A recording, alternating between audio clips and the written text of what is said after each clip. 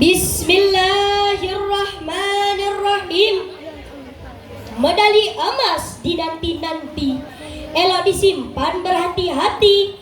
Harap dewan juri tetaplah sudi, semoga Allah selalu berkahi.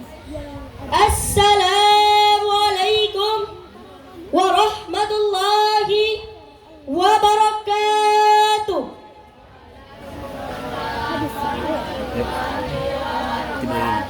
Alhamdulillah.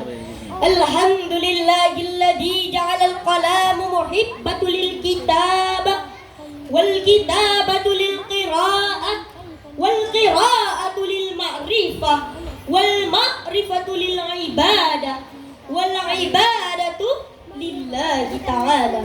Amma ba'du. Pertama-tama dan yang paling utama, marilah sama-sama kita panjatkan syukur kehadirat Allah Subhanahu wa taala. Salawat dan salam tidak lupa kita sanjungkan ke hariban Nabi besar Muhammad sallallahu alaihi wasallam. Dewan juri yang terhormat, perkenalkan, nama saya Syed Ibrahim, utusan dari Min 8 Aceh Besar. Pada kesempatan ini, izinkan saya untuk menyampaikan pidato dengan judul Pentingnya Belajar Mengajar Al-Quran dalam Kehidupan. Hadirin yang dirahmati Allah, mengawali pidato saya pada hari yang berbahagia, izinkan saya untuk bertanya, apakah hadirin semua punya Al-Quran di rumah? Punya? Jika ada orang yang menghina, melecehkan, dan menginjak Al-Quran, apakah hadirin semua akan marah? Alhamdulillah. Lalu, mengapa demikian? Jawabannya tidak lain karena Al-Quran adalah firman Allah yang diturunkan kepada Nabi Muhammad melalui malaikat Jibril, yang diturunkan secara mutawatir dan menjadi ibadah bagi siapapun yang membacanya. Hadirin yang mulia, bersyukurlah kita akan nikmat yang Allah berikan. Kita masih diberikan kesempatan olehnya untuk hidup di zaman di mana kita masih bisa berinteraksi dengan Al-Quran. Bayangkan seandainya Allah hidupkan kita di akhir zaman, zaman di mana Al-Quran telah dicabut dari mushaf dan pikiran manusia.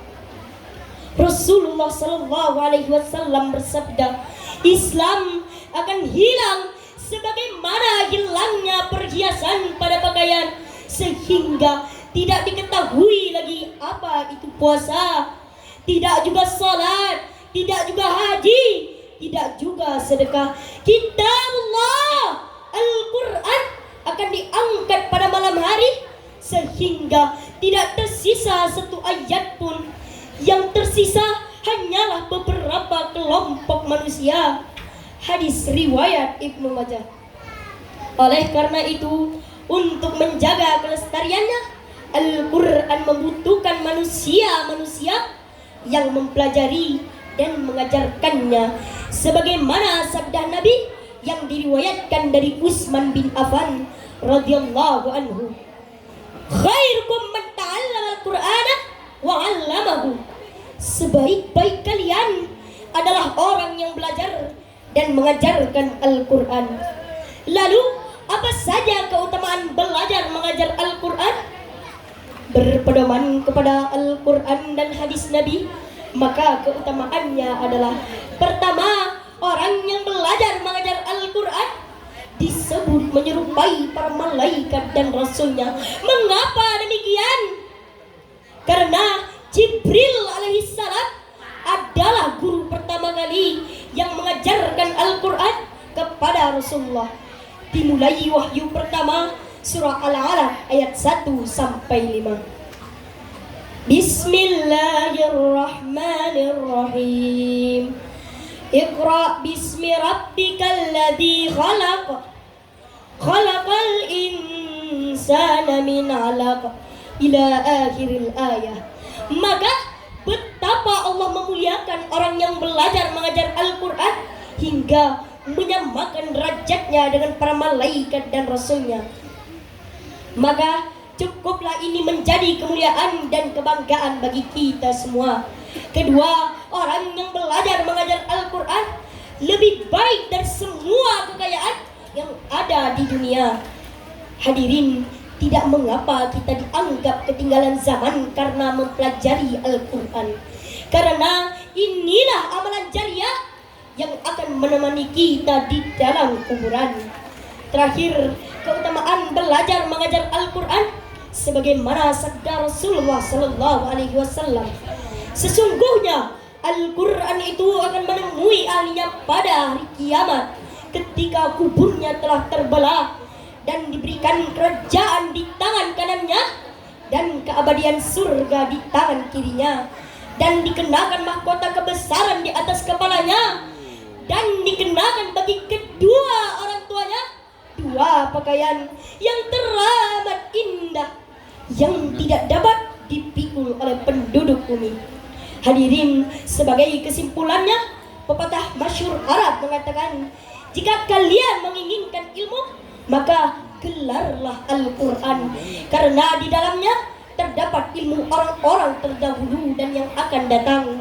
Jika kita menginginkan syariat Islam tetap tegak di bumi Aceh, maka marilah kita rangkul Al-Quran dalam kehidupan. Jadilah bagian dari orang yang belajar dan mengajarkan Al-Quran. Cukup di sini pidato saya. Mudah-mudahan bermanfaat bagi kita semua. Wabillahi taufiq wal hidayah. Wassalamualaikum warahmatullahi wabarakatuh.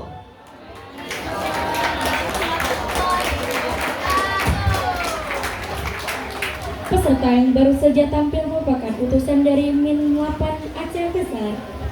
Selanjutnya kita panggilkan kepada peserta dengan